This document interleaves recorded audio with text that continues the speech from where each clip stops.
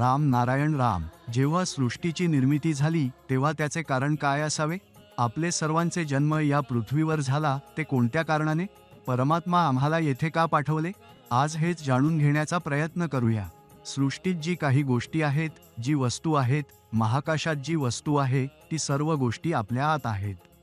संपूर्ण निसर्गात जी काही आहे ती सर्व गोष्टी आपल्या आत उपस्थित आहेत. जर निसर्ग महाकाशाचा स्रोत असेल तर निसर्गातूनच आपण सर्व निर्माण झालो आहोत.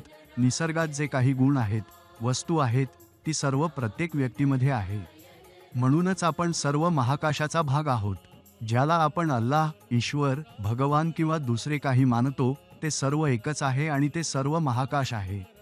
महाकाशाने ज्या उद्देशाने आपल्याला येथे पाठवले आहे ते सर्व काही आपल्याच आत आहे, ते म्हणजे आपला विवेक. महाकाश एक महाविद्यालय आहे. हे महाविद्यालय पास करणे, त्यात पूर्ण गुण मिळवणे अत्यंत कठीण आहे. आजपर्यंत कोणालाही यात पूर्ण गुण मिळाले नाहीत. आजवर आपण जितके भगवान किंवा धर्मांच्या नावाने ऐकले आहे त्यांपैकी कोणालाही आकाशाच्या परीक्षेत पास होण्याचा भाग्य नाही.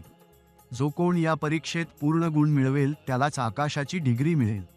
तोच आकाशावर राज्य करेल, त्यालाच मोक्ष मिळेल. आपल्यात विवेक आपल्याच्या अंतरात्म्यात आहे, जे आपल्याला जीवन जगण्यासाठी योग्य मार्गदर्शन देते. जर आपण आपल्या विवेकाचे पालन केले नाही तर आपल्याला मोक्ष मिळणार नाही. प्रत्येक व्यक्तीच्या शरीरात 50,000 कोटी आत्म्यांचे वास असतो.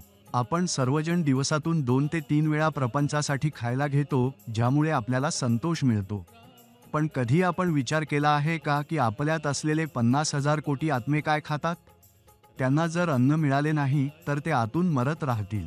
मग काय होईल? आपल्या शरीरातील 50,000 कोटी आत्म्यांची शक्ती, ऊर्जा संपून जाईल.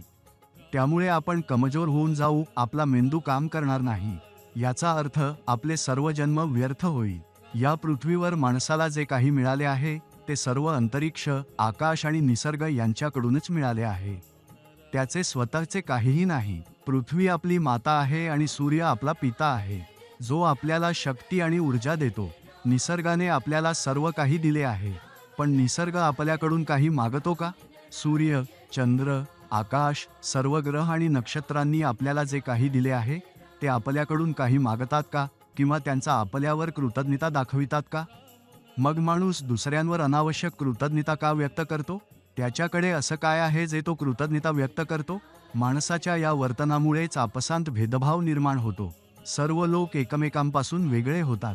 आपल्याला आकाश, निसर्ग यांच्याकडून शिकण्याची आवश्यकता आहे. सूर्य कधीही म्हणत नाही की मी माझं प्रकाश फक्त या जातीला देईन किंवा या धर्माच्या लोकांना देईन. किंवा आकाश कधीही म्हणत नाही की मी कोणालाही जीवन देणार नाही.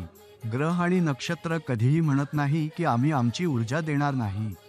हे माणसच आहे जे आपसात अशा प्रकारे वर्तन पसरवतात.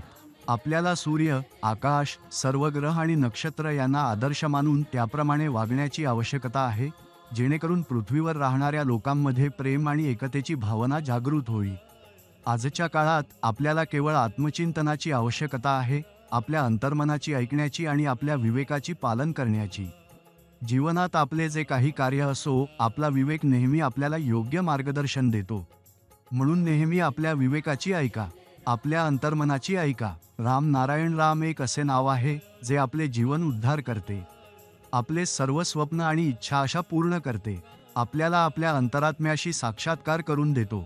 या नावात ती शक्ती आहे जिने संपूर्ण सृष्टीला आपल्यात समाविष्ट केले आहे. जेव्हा आपण हे जपतो तेव्हा आपला स्वतःचा साक्षात्कार होऊ लागतो. या पृथ्वीवर असे अनेक लोक आहेत ज्यांनी राम नारायण रामशी जोडून आपलेच नाही तर समाजातील लोकांचे कल्याण केले आहे.